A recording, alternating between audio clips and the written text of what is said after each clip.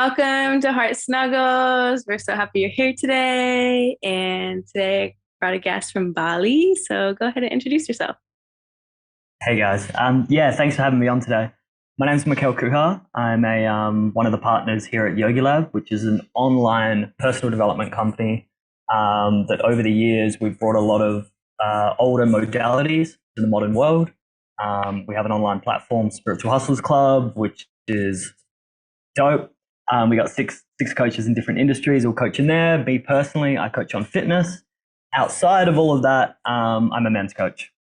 So I'm really supporting redefining the narrative on what it is to be a man, especially with Australian men and men just in the West, in the world. So yeah, that's a little summary. I live here in Bali with my beautiful girlfriend who's over here editing next to me, and we have three dogs. For a Ooh, quick summary. so classic Bali. Yeah, yeah. And how did you get into men's coaching? Mm, um, by hiring a coach myself and really seeing the power of it. For many years, I always had this dream that I was going to speak at high schools, and I really envisioned that. And then when I started a coaching program, as you've probably experienced and some of your listeners have experienced, you start to get more clarity around what you really want to do, and you also start to get pushed a little bit in the direction of what you want to do. So within 4 weeks, I had a website up and I had like 2, 3 schools booked. And we just crafted a speech on the fly, went in there, spoke on self and emotional awareness and bullying, and really loved it. But then there was also a part of me that had put this dream on a pedestal for so long that, so this is something I speak on and teach on as well, is like the thought of doing something and actually doing it is completely different. And I went there and we worked through some amazing exercise with the kids to give them like more awareness on that everyone has shit and we're all unsure about it and we think we're the only ones going through it. But then when I stepped away from it, I left the schools. I didn't have this like overwhelming feeling of fulfillment and excitement, and which like I judged myself a lot about. And I think a lot of us do with our own internal thoughts and dialogue. I was like, man, like kids are crying in the classroom and having breakthroughs and hugging each other, and like it doesn't light me up. So for me, that was the beginning of it. And that was like it planted a seed, and I was like, this is kind of it, but it's not exactly it. And fast forward 6, 7 years of leaving my job of 8, 9 years, coming over to Bali, not knowing anyone, starting Yogi Lab with the guys and everyone that's been working with us, and now just stepping into men's coaching. Because I want to speak to that 21-year-old Mikele. I want to speak to the 40-year-old man that still has the dream of carving out coconut wood sculptures here in Bali, whatever that is. So yeah, that's been the progressive journey as we've gone. So beautiful how our paths unfold, and it's good that you didn't attach too tightly, because like often when we create these expectations, we're like, I have to stay with it. Like I've been dreaming about this for so long, but you're like, wait, this isn't fully it. So I'm really proud of you for continuing to explore. And so how did you open your heart to break away from the like rigid masculinity? Mm. For me, it was just like listening to that internal voice. For years, I was on construction sites, and the conversations didn't feel right, and I felt myself in this hyper masculine area of like having to say certain things to fit in. And I enjoy the banter. Like, don't get me wrong, I'm not sitting here like I'm an angel or anything, but there are a lot of things championed that I didn't agree with. That being like guys wanting to work on Saturdays so they don't have to go home for the wife and kids. Like the porn that showed around on site through everyone's phone, and this becomes normalized and almost encouraged. I was just speaking on a podcast yesterday about this. So for me, it was like really checking in, like, what do I really want to do? Like, I'm this job. See, I was in a place where I didn't hate my job. I didn't love it. It made good money and I could almost do it on autopilot. So I was like, why would I want to move from this? But as a lot of people know and have probably experienced, when you suppress something for long enough, it eventually comes up somewhere. And the analogy I love for that is like trying to push a beach ball down in a pool. It's like whatever you're suppressing, emotional or your passion, your pursuit, your dream in life, you're going to push it down for long enough until it's going to come up somewhere else. For me, suppressing emotions, you know, you're going to get super angry and road rage out at someone who just cut you off. And it's like, it's not that. That's not the thing where that's getting projected. So yeah, for me, it was just listening to that internal voice and really following that. Mm-hmm.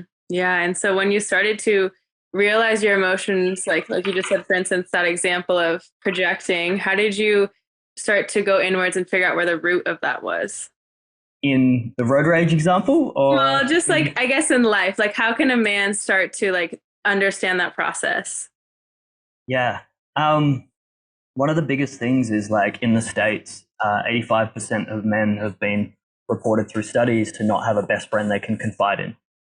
So opening up the conversation and giving yourself permission to explore alternative ideas in that space. If we're talking purely like job, career, passion, whatever that is, um, sharing with friends. Like, hey, this has been on my mind for ages, and it might sound really weird. It's super important in these kind of conversations, and I share a lot of this with relationships as well. And this is a relationship dynamic with you and a friend, or you and an intimate partner. It's all relationships. So to speak to a friend that you can trust, hey, I've had this really weird thought for a while that I want to sell everything and just move to Bali. Like, I'm a bit scared to actually share that about the judgment and fear, and there's a little bit of anxiety that comes up in me in that. So what I need from you right now, what I would love from you right now is just to like open this conversation with me. Like, what do you think? Like, give me your honest opinion. Like, what do you think? So it's like confiding in others gives us the chance to explore different narratives and how that could look. The other thing is like the question that I ask myself, and it's just like changing the questions we're internally asking ourselves. The one that really changed for me was, what would I do every single day, whether I was paid for it or not? Because I spent years chasing the dollar in 8, 9 different business models. And when I really checked in with that, I was like, oh, there's all this other shit I love to do. So like start doing that and then figure out a way to monetize that. But I'm not saying go quit your job tomorrow. There was principles and foundations I set in place before I just packed up everything and moved to Bali to have myself set. So yeah. Yeah, yeah, that's beautiful. I love how you frame that. And just opening up that little bit of vulnerability makes such a big difference. And starting with someone you trust is so important too, because that's where people get burned is like, okay, I'm going to try to be vulnerable. And then they do it with someone and they just like get crushed. And it's like, no, don't. Yeah, that's always the worst.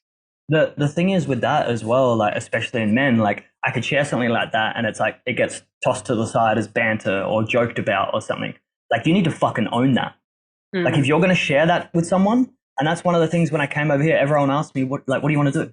Like, what do you want to do? And when I started sharing like my true passion at the time of what I wanted to do, I want to create a Netflix documentary on this and that. And like when I shared that with like everyone who asked it or when it came up in conversation, people would then come to me a month later, a week later. Hey, Mikele wanted to do this and like this other guy wanted to do this. Maybe you guys could link up. Like no one knows what you want to do unless you actually share what you want to do. Yeah, so powerful. Yeah. And speaking of relationships, as you start to grow and start to find out who you really are and what you really like, you have to start letting go of people in your life. And so what does that process look like for you? I love that you asked this question. That process has looked like growth and improvement through repetition. I think I've left more, like, make a big assumption here. I think I've left more social groups than most people. It could be like 4 or 5 over the years. As I was exploring different areas of just going like all the way down that path of being a fucking bro and going to the gym 11 times a week and not drinking a beer at dinner and having an extra protein shake. Like I went very, very far down that path to the other path of getting caught in train yards, doing graffiti in trains, to high school speaking, to building network marketing companies with groups that were deep into personal development, to just going out every weekend and partying. Like I've tried a bunch of different things in social circles over the years, and there were parts and aspects of a lot of them that I did love and I did like. But there's also been just a lot of parting of ways in that. You know, if I want to come over to Bali and build what I want to do and chase a passion that only I can see, a dream that I can see, like where I'm going, not everyone can come. So like I need to make choices with that. Like what am I choosing? Am I choosing myself, or am I choosing like the people pleasing part of me that would like they would like me to be around? Sometimes it's been tough and it's been direct conversations. Other times it's just, we've just stopped hanging out. We're doing different things. And I don't feel like it always needs to be like a cutting of the cord in a direct conversation. There is a time and a place for that. And there's a lot of power in that. Spending more time with myself and exposing myself to different conversations of podcasts like this, books, speaking to different people, you know, plugging in online to just a different narrative of conversation has given me permission that, oh, I can think this way. So that my biggest tip would just be like, not only spending more time with yourself and really getting to know yourself, but exploring other conversations. And you can listen to a whole podcast and think someone's 90% full of shit. And just that one thing they say, you're like, oh, it just lands. Yes. Yeah, I agree with that so much. I as well transferred so many friend groups because I've physically moved a lot of places, but the same, I've like really tried to explore myself. And I think it's such a beautiful journey to do that and to not attach, like we were kind of talking about earlier, like if once you notice something isn't right, like move forward, move in that new direction that you're being called to move. And it is hard to let go of people. Like, how do you deal with that feeling of like letting go and maybe like feeling kind of alone too? Yeah, a mentor, Javon, his name's Javon Langford, who's a men's coach and high school speaker as well. There was a time in my life where I'd done this coaching with him and it brought up some shit. We dove into relationships, and at the time my girlfriend has expressed that she wanted to go travel the world. And I was like, yeah, we'll do that. There wasn't an ounce of me that wanted to do that. I wanted to like grind and build a business. Like I wanted to set myself up so then I can go and do that and then come back to something that's ticking over. And when that kind of came up in one of the calls, it was like, sounds like this is a conversation for you guys to have. Like if you're in this together, like this needs to be clear. So we sat down, and through that, it was like, hey, like you want to go traveling? I can't see myself traveling for the next 3 to 4 years. Oh, that's fine, Mikele. That's cool. Yeah. Within a couple of weeks later, you know, we'd broken up because it was just clear lines of communication. And after that breakup, I was lonely. Like I used to be in building and construction for 8 years. And sometimes these houses are in the middle of a dirt allotment and it's just you, and the tumbleweed blows past at lunchtime. You've got the generator, you've got your tools, radio, you know, you're by yourself. And I felt really fucking like I was drinking 4 or 5 cups of coffee a day just to kind of like numb myself out, have some energy and get the work done. And I would pop out to my work van at lunchtime and have my hour call he was in LA. And we were sitting in there once, and I started to just almost cry and express to him, like, oh, I'm so fucking lonely. And one thing he said to me that I'll never forget, he said, you're never by yourself, but you're always with yourself. And when that landed and I realized I'm the company I keep everywhere, like when I go to the shower, I go.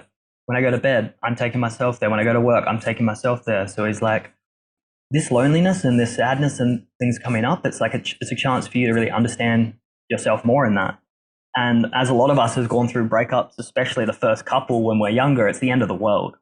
Like it's over. I'm single for life. Like I may as well just sit around and watch Netflix and cry myself to sleep and just go party all the time. But eventually, you know, you move through that healthily or unhealthily. Yeah. And that piece, whether that lands for anyone listening now or not, that was something that really landed for me in the moment and made me understand, like, I get to really find out who Mikele is with no one else around.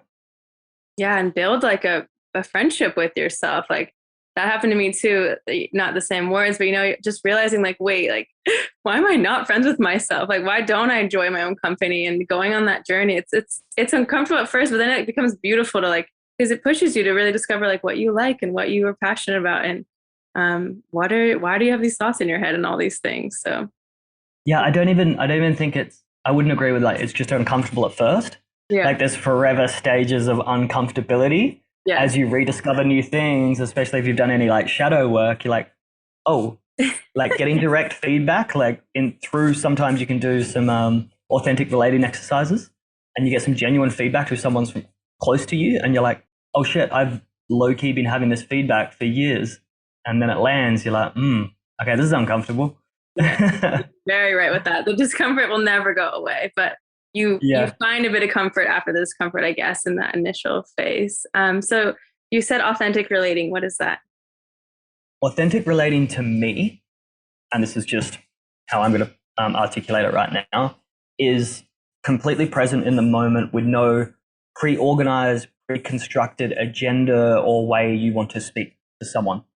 An exercise I really love that me and my girlfriend do is just 5 minutes talking either side, and the other person is just actively listening.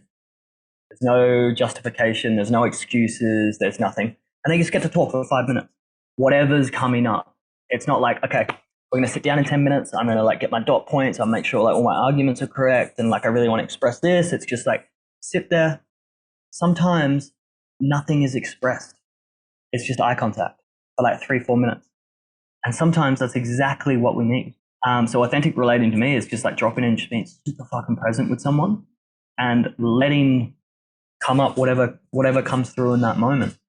You'd be amazed at the beautiful insights you can have on the fly just staring at someone. Yeah, eye gazing is it's such a deep connection to have with someone. And it's sad how often we don't even make eye contact in the street. But like you said, even with your partners, like a lot of people have never done that exercise where you just stare at each other. And it's such a beautiful thing. And what are some other ways that like, as you become the man you are now, like what are some relationship tips you've had or like practices that you do in your partnership that keep it nourishing? That's a big one. That in itself, like when you say a lot of people don't do this, I didn't do this a couple years ago. Like, I haven't been doing this for 10, 15 years, you know, like I've recently been doing this, and that's why I share it with people, and this can be the thing that shifts a whole relationship. Another practice we done recently was similar to that. It was like, what is something that you know about me that I'm not aware of? And that was like what I just spoke about before, like when we bring awareness to these parts of ourselves we're not aware of, and when the person you fucking really love and cherish is sitting there, like before all this though, like I'm going to take it back a step, like setting the frame, like lighting some incense, lighting some candles, put a little bit of music on, sit on a pillow, get comfortable. It's not like just get home from work and be like, babe, what do I do all the time that I'm not aware of? It's like, set the frame. No, honestly, like I need to say this because Mikele 4 or 5 years ago would have been like, that sounds good. I'm going to go do it right now. So setting the frame and the container for something like that in a relationship is super powerful. And then also when it comes back to like, it's just, all it is communication. And a lot of the times in relationships, we argue and bicker and all this because there's miscommunication initially. And then our head likes to create stories. Like you've heard the event story meaning. Events happen in our life, we give it a story, and then we give that story meaning. This is what's happening in relationships all the time. When someone leaves, a pet thing for me is my girlfriend always leaves cups right on the edge of the table. And like I always see them and I'm like, why would you do that? That could and that became a bit of a thing. So it's funny, in relationships, everyone's got their own little weird thing. That's my little weird thing. Just communication. Yeah. And being able to drop the ego. And if you are really committed to this person, you know, there was a moment in our relationship when I was just like, yo, I'm committed to this woman for life. So whatever happens after this, we'll figure it out and we'll be good.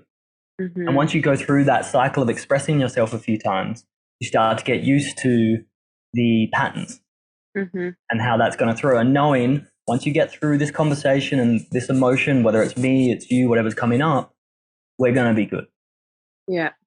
Yeah. I love everything you just said. It's so true. Like, so important to set the environment, because when we're on this healing journey, we often just want to rush it and like get the thing done. Like it's a to-do list item. It's like we have to bring a different energy into it. So thank you for. Are you like that? Yeah. Oh yeah. Like you just need to like tick the box. Like, yep, done that. Yeah. Like, cool. Of course. Yeah. I still catch myself doing that. Like with my rituals, sometimes I'm like, I haven't done this yet. I got to go squeeze it in. I'm like, no, that doesn't feel good. And another question is like, so you when you're dating someone and you know it's not it, but you keep holding on, Mm. how would you support someone to like let go? In that, what's coming up for me straight away, I don't feel like it's a one size fits all answer. It's like understanding why you want that person in your life. And you can be as, I think it's left brain, analytical as possible and write a pros and cons list. You could sit and work through meditation for an hour or whatever that looks like, visualization. There's so many little things you can do. But when you're holding on to someone and you know it's not the right one, it's like, okay, you know that, but that's like a very broad answer to a broad question. Before getting into a relationship or in a relationship, I would say more so before, writing down all the key aspects of your perfect partner. That starts to bring a bit more clarity around when you meet someone without scrutinizing them because they got 90%, but they didn't get that last box. Like getting super clear on not only your needs, but what you love to bring to a relationship for someone as well. I'm not sure if that really answered your question. Yeah, no, that's perfect. I think getting clear on values is so important, something that a lot of us aren't aware of. And having those values aligned and just having awareness of like, why do you want to be in a relationship is so important. And so I think that's beautiful. So yeah. And thank you also like I feel like in life, there's never just a prescription for one person, like a one size fits all for anything. So it's really important to state that because we can get trapped in that sometimes, especially when you're in the self-help world and you're like, why isn't this working for me? And it's like, well, because it's not working. Yeah. Yeah. And it's also like back to that first thing is like what you think you want and what you actually need can be two different things as well. And you said the self-help, like we're so quick, like when I'm in the line of coaching clients and working through things, I get called out by my girlfriend sometimes where she's like, yo, I don't want to be coached right now. I'm like, oh, okay, I'm fucking doing that. Okay, no, I just need to be here for you.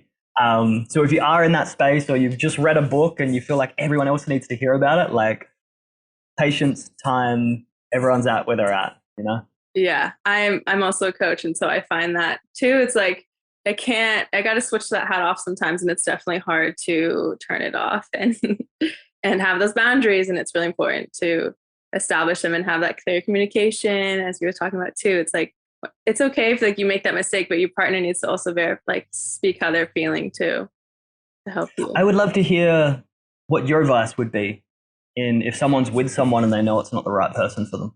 Yeah. It's a hard situation to be in.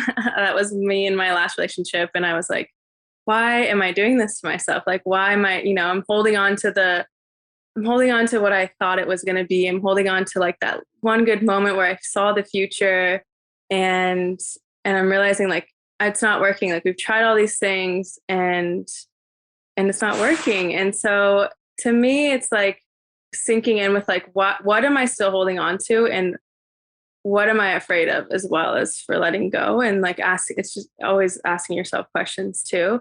And yeah, I don't know. It's not easy to do, but I think it's really important that just trusting that if it's not right, like you should truly like, it's the best thing for both people.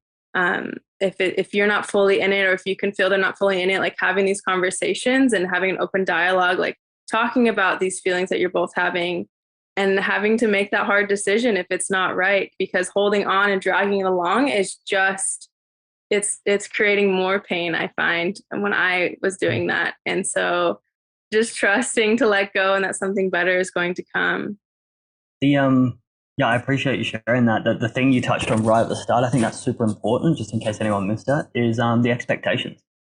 Yeah. Like we bring a lot of expectations into a relationship, whether it's because the couple we follow on Instagram, the Disney movies we watched as a kid, how our friends are going, like some people are in circles where all their friends are having kids.